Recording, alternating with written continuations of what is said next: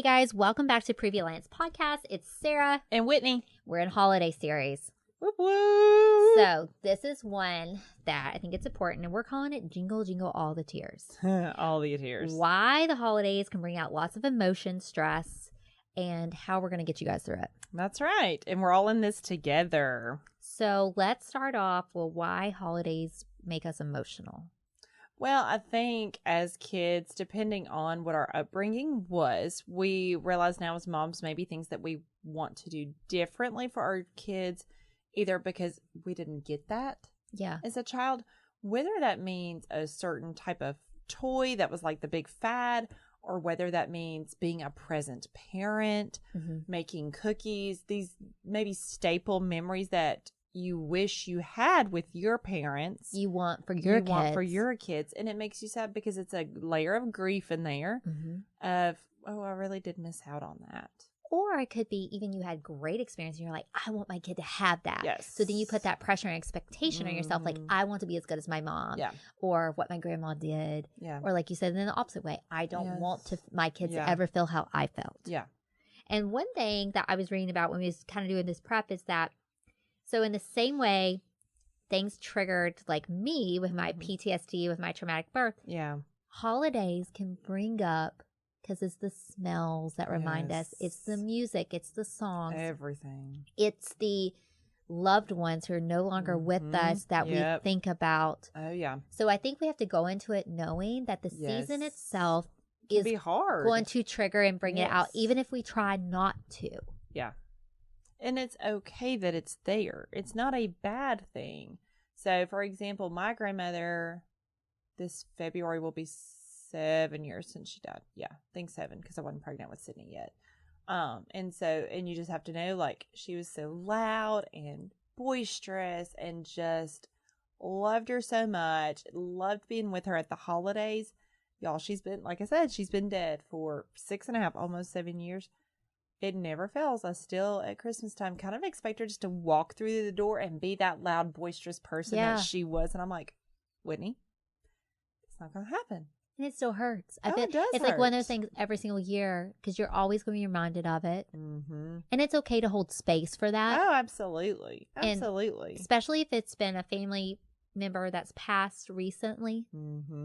Or I know during COVID times we couldn't be with our family. Yes, that was hard. And so just knowing that it is probably going to be a little harder because it's all family centric. It's supposed to like memories making, the whole just extra pressure. Absolutely. But it's okay to grieve it and feel it and acknowledge it. This is hard for me because this reminds me of my grandma. Yeah, that's right. And that's okay. Yeah. Now, as we age, we tend to see our family in different lights. So like we kind of say for good or bad. And I think the holidays, it's extra. Oh, yeah. So what can we do when we're realizing, well, like you said, I don't want that experience for my kid because this is how I was done, or this, I don't appreciate how this aunt or uncle acts or treats me. What do you do in there?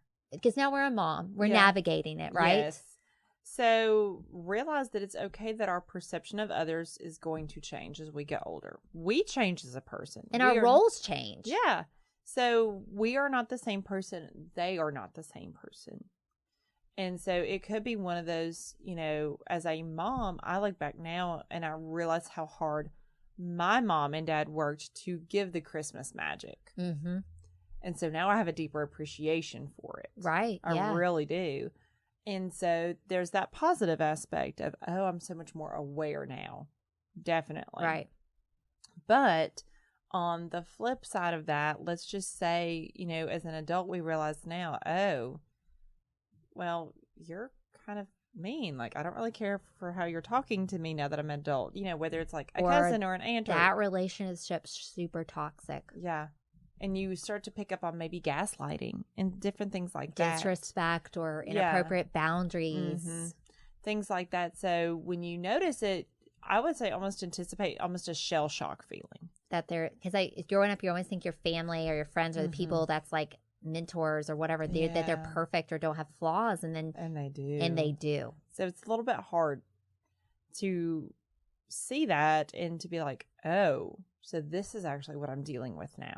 And then you're having to cope and recognize it as why being a mom. Yeah, and navigating it. And so that's hard. And I think it happens Super to all hard, of us. Oh, absolutely. But just to have a conversation with a safe person about it, or to say, hey, I really don't feel comfortable with X. Yeah. We're going to avoid that situation. For sure. Or I'm going to know I need to remove myself if it gets to this point. Absolutely. I know this uncle always has this problem where he drinks too much at this holiday every year. Now that I'm a mom, or now I'm seeing this, I'm recognizing it. We're going to leave early. Exactly. Or not attend. But I think it's generational cycles and toxicity that really gets heightened too, because we're becoming more, because we're moms. We have to protect our kids now. We're heightened. I was just thinking that. Yeah. And you didn't used to. No. Because you kind of could just be like bystander. Oh, yeah. And now it's this pressure of like, ooh, that's not pretty. Yeah. And everyone wants to see the kids, not us. And, we talked about before in a previous episode, more stress, more expectations. The holidays are people around you who's generally not. Yeah. And that can be in itself emotionally overwhelming. Mm-hmm. And questions get asked because they don't know what's going on in your life. Yep. So if you're going through a struggle, and we're not blasting it on Instagram. No. It's going to be, you're being more sensitive. Mm-hmm. So I think to expect that, like, you may be more apt to be emotional. Mm-hmm. Rightfully so. Yeah. And that's okay. And to, like, if you need to take those, like, mental health care breaks, if you need to do something for yourself during the season, or if you need to almost prep and know, like, if you're trying for a baby or you just lost a baby, that if you're going to be asked about that, kind of have some pre-role play like responses in your head of how you are going to get out of the conversation or answer that. Mm-hmm. I think that was very helpful for me. I'm going to tell myself, when I had miscarried with Ava before Will, I purposely did not go home for a holiday. My parents came up to Boston where we were because I couldn't face the questions, because we announced on Facebook that we were pregnant, and then I lost her like the week after. I was going to say, it was pretty quick soon after. And I didn't know how to, like, I couldn't talk about it. So I didn't go. You shouldn't have had to. And maybe that was not the right response. It's a boundary. But I couldn't. Yeah. So I didn't go. Yeah. And I protected myself. And now I can openly talk about it, but I couldn't there. Yeah. And that's okay. Personal boundaries. And I think that's important to know, too, is that whatever it is that you're comfortable or not comfortable with for your kid and talking about during the holidays, just because his family does not give them the right to intrude on that, push that 1,000%. Or treat you a certain way. Yeah. Just because they are a blood relative doesn't give them any ownership. Ooh, I love that term. Ownership. Okay. And let's end on just like, if for these moms, because we support these moms, if your kid is sick or in the NICU or disability, and that normal Instagram perfect picture in your head, if that's not your reality, or you've lost someone super close to you, you've lost you're going through a divorce, your husband's deployed. Exactly. All this, if this is not what you pictured in your head or dreamed of, how do we cope with that? So, number one, just know you're going to have some feels. Yeah. And they're going to be strong. Okay. And so with that, give yourself some grace. Yeah. If you leave a holiday get together and you break down the second you get in the car, well, that's okay. Yeah. You're allowed to do that. Hold space for those feelings. Voice journal. I cannot emphasize that enough. Voice journal, because for starters, Christmas is on a weekend this year. And so at least our kids' daycare is probably going to take the Monday after off as their holiday. So a lot of therapists like me who do not have a backup probably will not be able to work the day after Christmas. So just know you may not be able to see your therapist for maybe a few days after the event has taken place. You need that voice journaling in place to start processing. And that's a good point. Like, if you're in therapy now, go ahead and we love therapy. Yeah. And to know that your therapist is a mom who has empty million holiday activities as well. Yeah. Family needs, demand. Yes. So, like, pre-scheduling appointments. That's vital. To know, especially just like your hair appointments. Yes. Think of your therapist like your hair appointments, like your child's babysitters, whatever. Yeah. You have to look ahead and know that all these people that we need and rely on and love in our lives, you need a pre-plan with that. Absolutely. So you're not in a crisis mode. Yep. And like you said, they're closed. Exactly. You need to go ahead and know. Oh, absolutely. So, like, I anticipate my kids' daycare not being open on Monday, December 26th, because that will be their observation of Christmas, which our teachers deserve that. Yes. They need that time. And you need your time with Absolutely. your family. Yes. And so I can anticipate, okay, I probably don't need to schedule people for the day of the 26th because both kids will be home because I also have a kindergartner. Mm-hmm. Elementary school ain't going to be open on the 26th. No, it's not. Schools take like a month off. Yeah. And that's a whole other soapbox I have, which they deserve that. But. And we've hit a nerve for Sarah. I'm triggered once again. I can get today, like the sweater or this, I'm getting triggered. It's the full moon coming. It really is. But moms, so we just want to say, hey, if you're emotional, you're stressed, literally jingle, jingle all the tears. Yes. There's reasons behind it. Yes. You're not, everybody's going to have a moment where we're crying. Absolutely. It might be me wrapping the paper, sobbing, or it might be me driving in Christmas traffic. Or it might be that you're not buying a Christmas gift for somebody you thought you would be. And because they're not with us anymore. And that could be your own child. That could be your family member. That could be your friend. Oh, yeah.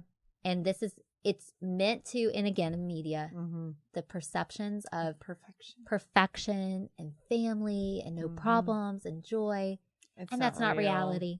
So moms, we know it's challenging. We're here for you. Yeah, we got you. As always, till next time. That's right. Maternal mental health is as important as physical health. The Preview Alliance podcast was created for and by moms dealing with postpartum depression and all its variables like anxiety, anger, and even apathy. Hosted by CEO, founder Sarah Parkhurst and licensed clinical social worker Whitney Gay, each episode focuses on specific issues relevant to pregnancy and postpartum. Join us and hear how other moms have overcome mental health challenges, as well as access tips and suggestions on dealing with your own challenges as moms. You can also browse our podcast library and listen to previous episodes at any time. Please know you're not alone on this journey. We're here to help.